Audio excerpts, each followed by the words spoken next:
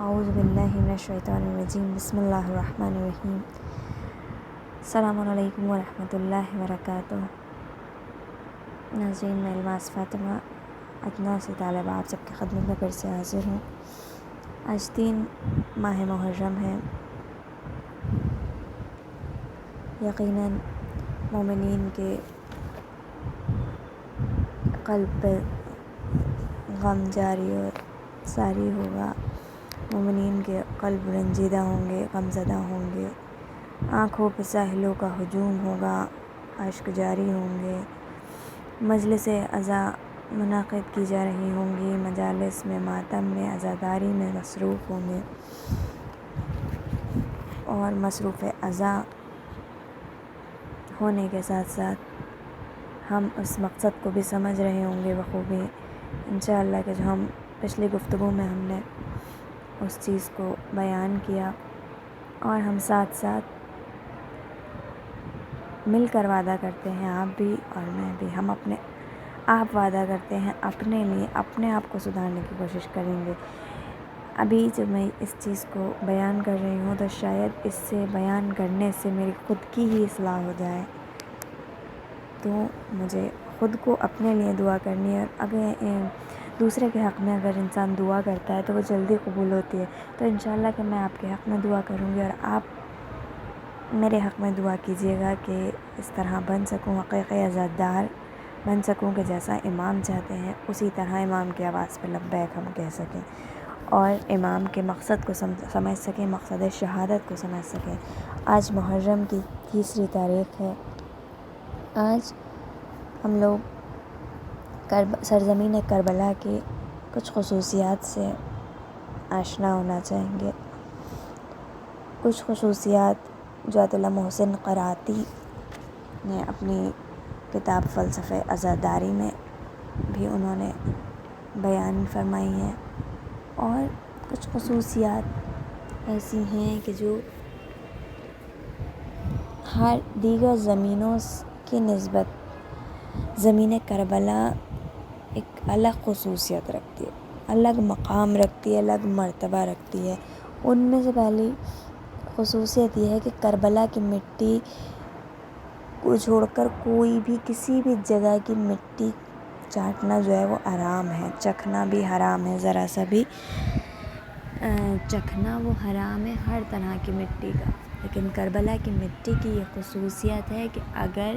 کوئی شفا کی نیت سے کوئی بیمار یا کوئی مریض اسے چکھ لے تو وہ شفا کا کام کرتی ہے، کیونکہ وہ خاک شفا ہے، وہ بیماروں کو شفا عطا کرتی ہے، مریضوں کو شفا عطا کرتی ہے۔ دوسرا یہ کہ کربلا کے حرم میں جو انسان 4 رکعت نماز ہوتی ہے اسے پورا پڑھتا ہے، یعنی وہاں پر کوئی اجنبیت کا احساس نہیں ہوتا، کہ جس طرح سے اگر احکام الحمدللہ سب احکام سے آشنا ہی ہوں گے کہ جس طرح اگر کوئی ایک جگہ سے دوسری جگہ جب سفر کرتا ہے تو دوسرے مقام پر جب جاتا ہے تو وہاں پر اس کی نماز قصر ہوتی ہے۔ دوسرے شہر میں جائے گا، دوسرے ملک میں جائے گا،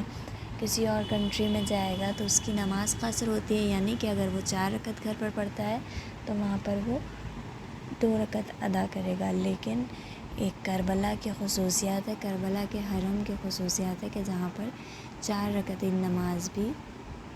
پوری پڑھی جاتی ہے، وہاں پر قصر نہیں ہوتی، 4 رکعتی نماز 2 رکعتی نماز نہیں ہوتی بلکہ وہ 4 کی 4 رہتی ہے، یعنی کہ امام حسین کے حرم میں کربلا کی سرزمین پر اجنبیت کا احساس نہیں ہوتا۔ تیسرا یہ کہ خاک کربلا پر سجدہ کرنا نماز کے قبول ہونے کا ایک راز ہے، یعنی کہ نماز کی قبولیت کی ایک ضمانت ہے، نماز کے قبول ہونے کا ایک راز یہ بھی ہے کہ خاک شفا پر سجدہ کرنا، وہاں کی خاک پر سجدہ کرنا۔ چوتھی چیز یہ ہے کہ خاک کربلا قبر میں مردوں کے لیے مونس بنتی ہے، ان کا یاور بنتی ہے، ان کی مددگار بنتی ہے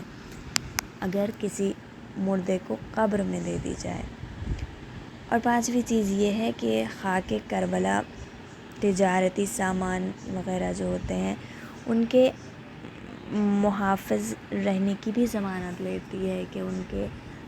اس کو امان میں رکھنے کی، محفوظ رکھتی ہے، وہ اس کا محافظ بن جاتی ہے، کہ اگر کوئی کہیں سامان لے کر جا رہا ہے اور خاک کربلا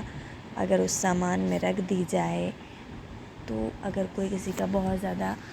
قیمتی سامان ہے اس میں خاک شفا رکھ دی جائے تو وہ خاک شفا محافظ بن کر کام کرتی ہے۔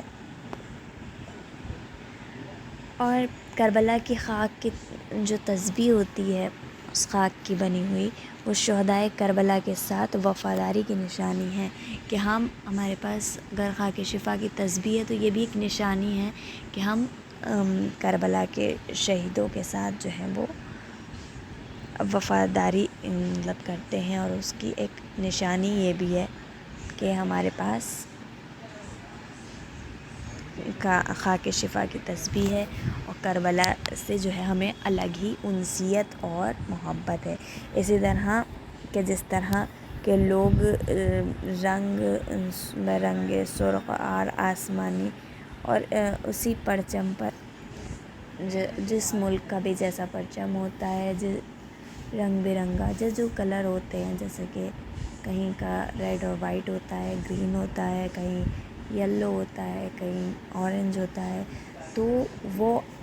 اپنی وفاداری کا پیغام دیتے ہیں، ملک سے وفاداری کا پیغام دیتا ہے ہر انسان کہیں پر بھی جاتا ہے۔ تو اسی طرح خاک شفا کی تسبیح جو ہوتی ہے جس انسان کے ہاتھ میں، تو وہ کربلا سے